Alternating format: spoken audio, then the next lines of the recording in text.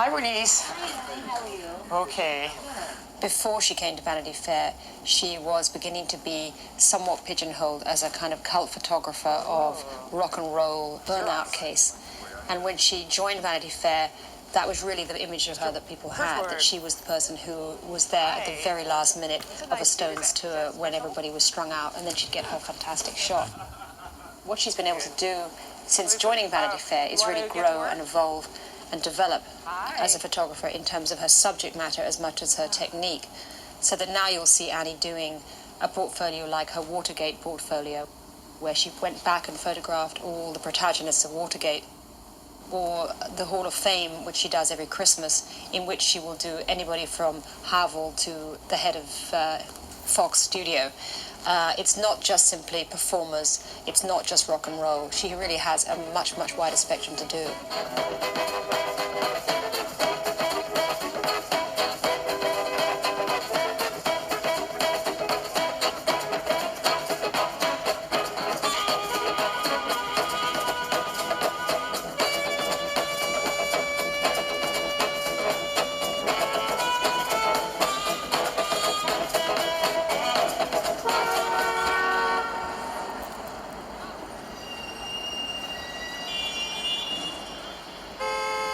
In a portfolio that has produced many memorable images, her cover for Vanity Fair last August became her most notorious photograph. Demi Moore, 8 months pregnant and naked, sparked a storm of controversy that was taken up by the media across America.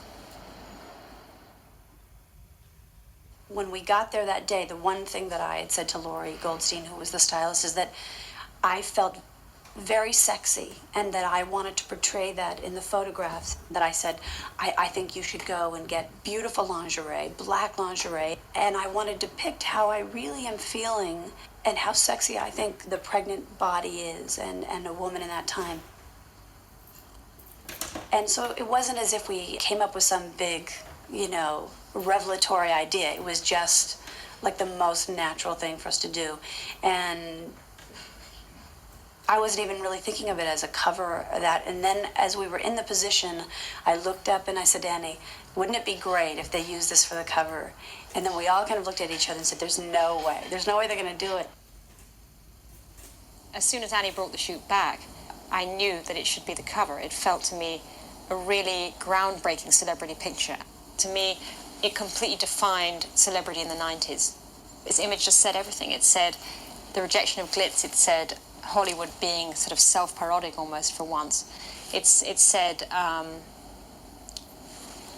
babies, which is what everybody's talking about. The furor over Vanity Fair's cover continues to grow. Tina Brown issued a statement today denying that the One irate photograph is manager told offensive. reporters, "We are a family store, and this cover is obscene." I couldn't take it too seriously to begin with, and I realized that that it was too important of a photograph to a lot of women. I had to understand it a little better myself. I didn't know what I'd done. I think that the taboo is that women can't exude that they've had sex in any way to have gotten in this shape. I mean, you think of even how women are, supposed to dress when they're pregnant, and it's very covered, very hidden. It's all very well to do a very controversial cover, but if nobody can buy it, you've got a great cover that bombs. And our publisher actually came up with the idea of putting it in a brown wrapper that month, in a wraparound thing. And of course, I was just obsessed with how no one could then see it, which really worried me. But of course, I underestimated the American obsession with forbidden fruit. And of course, as it unfolded, it began to seem as if this was the best thing we could have possibly done. I don't think that any photograph in memory has had that kind of impact. I mean, we were on the front page of every single newspaper from one end of America to the other, plus Japan, South America, Germany. I mean, it was quite remarkable. The Demi Moore cover was considered a success because it raised so many eyebrows and it put a semi-nude pregnant woman on the front of a mass media magazine. But I think the problem with a photograph like that was actually well stated by someone who works at Vanity Fair, who was congratulated on the photograph and the impact the cover had made, and they said, well, thanks very much, but what do we do next? And there's this element to Annie Leibovitz's photography where you're always faced with this issue. How is she going to top this?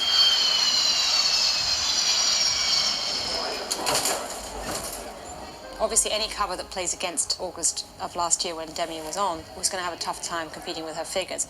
So I felt it would be entertaining and amusing and kind of self-referential in a kind of droll way to put her on again, showing how great she looked afterwards. Annie and her team of assistants arrive in Los Angeles for a 3-day shoot, having already spent 4 days in Hawaii filming Demi Moore on the beach. They're still in search of the definitive cover shot, and the shoot looks likely to become one of the most expensive in Vanity Fair's history. Okay, I'll move the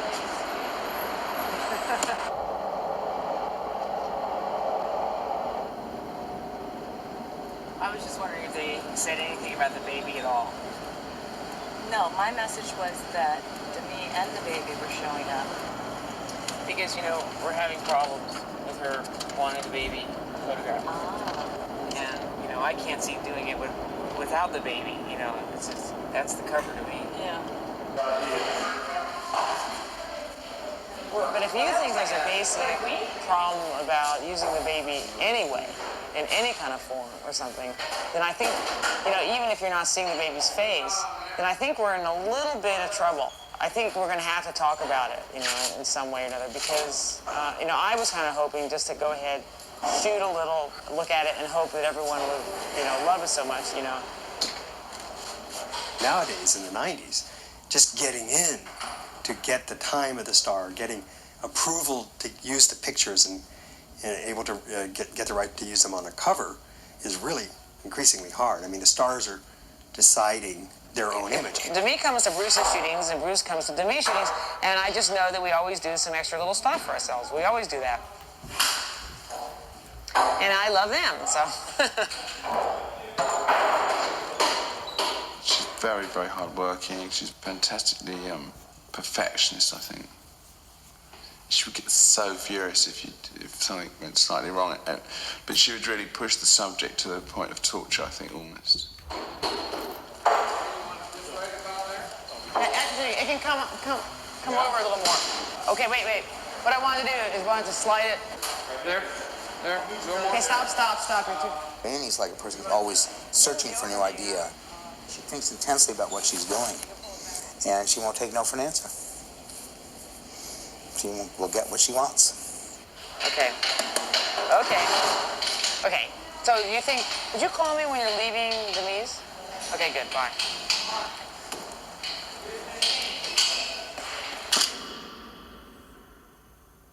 When we look at her photographs, her best photographs, we feel we're being led into some secret about the star's nature that perhaps the normal photographs in People magazine or the normal celebrity media don't give us in the same way.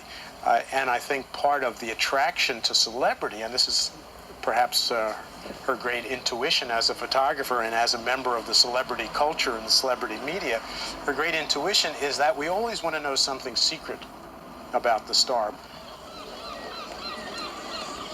About a dozen South Central LA gangs are gathering right now in the Athens area looking for an end to all the violence. Yesterday, gang members held 4 different meetings throughout Los Angeles to talk over an end to their hostilities. There are problems with the baby shoot.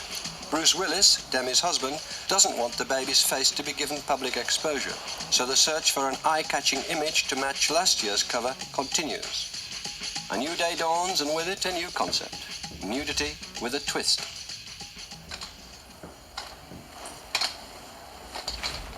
That's an interesting way to do it. Do you really do it that way? Yeah, I guess you do. We had 2 state beaches that are on reserve for us. We have 5 homes in Bel Air on reserve for us. We have 4 mobile homes sitting around on reserve for us. You know, we have 3 hotels. We have 4 hotel rooms standing by, pre-lit for us, because you just never know what's going to happen. Right now, Demi's being painted. She has her shirt and her tie painted, and and we're painting her head to toe. My funky red slippers. I always see her in a more classical sense. You know, I think she's a very classical beauty, and she's always wanted to sort of go out there on the edge, and it's just something she's always wanted to do. Wait a second, Adeline, let's try a couple things. The pressure grows as Annie and her crew wait for Demi to emerge from the dressing room. The body painting, which began at 6 in the morning and was expected to take only 7 hours, is stretching to 13. It's now late afternoon, and not one frame of Demi has been filmed. It's frustrating because I didn't know that we had to be out of here by 8:30. I didn't know we had to be out of here at, 8:30 until about, 20 minutes ago. And the hairdresser has to leave at 7, and I found out about that, halfway through today, so. As time goes by today, there's less and less time to shoot. It's the normal thing, the normal frustrating thing.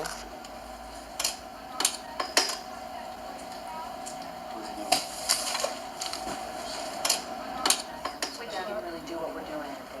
There's no camera. Demi, Okay, I'm going to buy lace. Okay. I look like a leftover soup. How do you feel?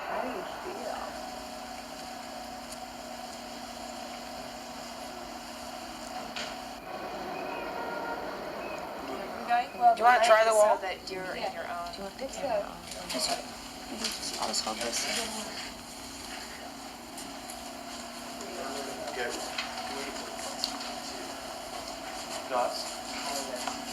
I was going to try you all the way against the wall.